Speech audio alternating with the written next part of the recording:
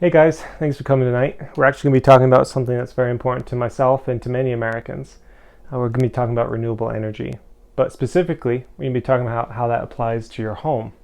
So for many decades now, since the early 2000s, the engineering world has been working on alternative ways to produce electricity, specifically domestic electricity, looking at long-term benefits as opposed to short-term benefits, which many view natural gas as, and other alternative energies that have been produced, such as corn oil. So what we're going to be looking at is something that's actually more in your reach than you might think. Completely net zero home. So what net zero means is that a household, such as this one, requires a certain amount of electricity every year to run, to operate, to have the lights, to have heating, basically all of your natural needs, including heating for the shower. So what net zero is, and which is achieved, has been achieved in Germany, in America, and many modern countries throughout the world, is a home that actually produces more electricity than it consumes. And so it actually does this in a lot of interesting ways. The biggest problem with heating in America and in any traditional homes, but especially older homes, is your insulation. If we go ahead and flip the slide, you can see here's the walls of a standard home as well as the basement. In order for a home to be completely net zero, you have to create a way in which the home is able to retain heat, retain energy. And a largest waste of electricity is actually from poor insulation. Air heat will leak out through your door, through your windows, through your walls, even through the outlets in your house, which many people don't realize. So in a net zero home, what you actually do is when you dig out the foundation of your home and you lay your walls, you're actually going to lay an insulating layer against the basement walls. And so what this does, if you've ever been in your basement and you feel the wall, like, hey, that's kind of cold, it's cooler. The reason it's cold is because it's absorbing heat from inside the house.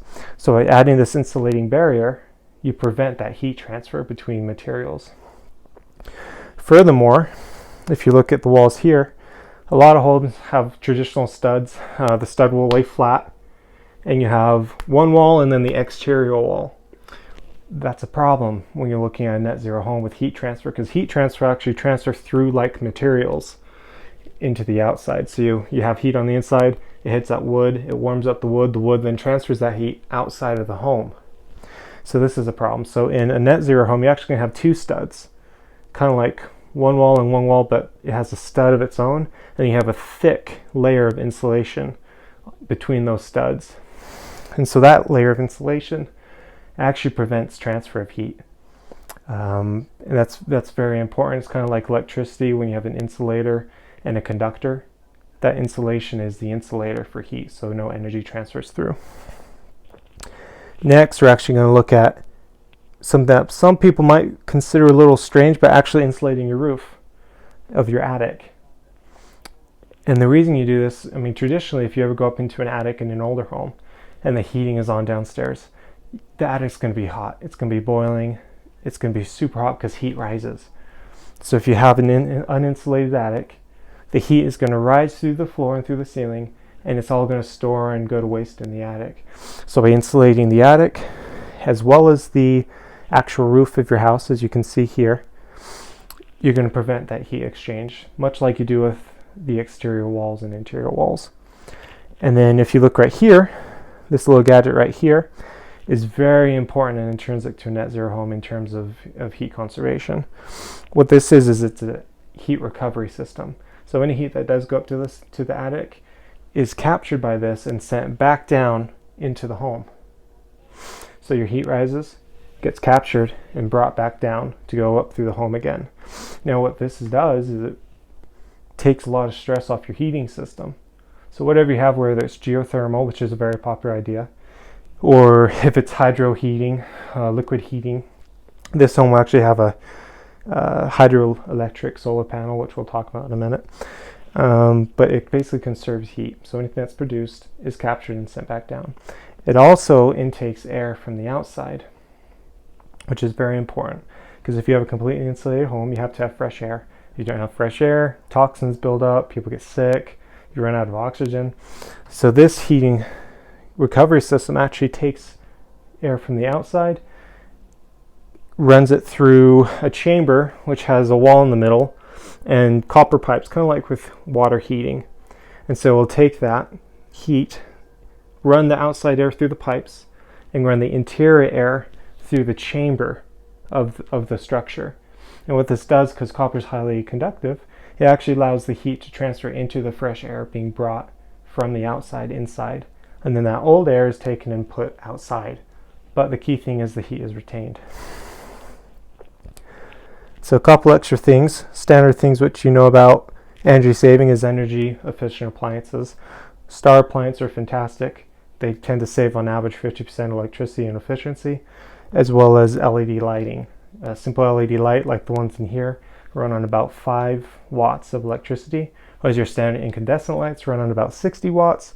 Even your fluorescent, which are praised as energy efficient, run on about 8 to 12 watts. So LED lighting is very good in home. They also are highly efficient, so they save on heat. They don't produce heat like incandescent and CFLs, so that helps your home cooling system stay cool. Smart thermostat is also very important. Being able to control what the heat is when the heater goes off. If you're asleep, you can automatically have it turned down to a temperature that's comfortable for sleep, and also conserves on electricity. Now if you go to the basement, you got another smart appliance for your washing machine, and then you also have heat pumps for water and air source filters. And what these do is basically same kind of concept for water. It actually takes water from your solar panel. You have a hydroelectric solar panel, so the solar panel has a water inside of it. So as it's producing energy, it's also using the solar power to heat the water, which is then pumped down and sent through the houses as required.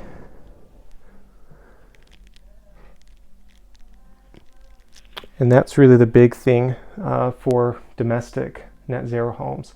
You have to have a way to produce electricity without requiring natural gas. And that's when your hydroelectric panels come in. There's typical solar panels. They're very efficient, especially now you can get government grants to help pay for them, as they're actually rather expensive. A typical unit for a standard domestic home will run you about $20,000 without grants. With grants, you can get them as low as $12,000, $10,000. And so in terms of getting return on your investment before your net zero starts providing for your home, and actually you can sell your money back to the power grid, you'll be able to get that a lot sooner with a government grant. And hydroelectric are just smart because they heat water for you. So you're completely eliminating a furnace or in-house water boiler, saving you additional money. And that, in just a brief overview, is your net zero home. And of course, in installation, don't forget about your triple pane windows. And general key, the more insulated, the more heat you'll retain, the more energy efficient appliances, the more energy you'll save, and the more solar panels, the more you'll produce to sell back to the power grid.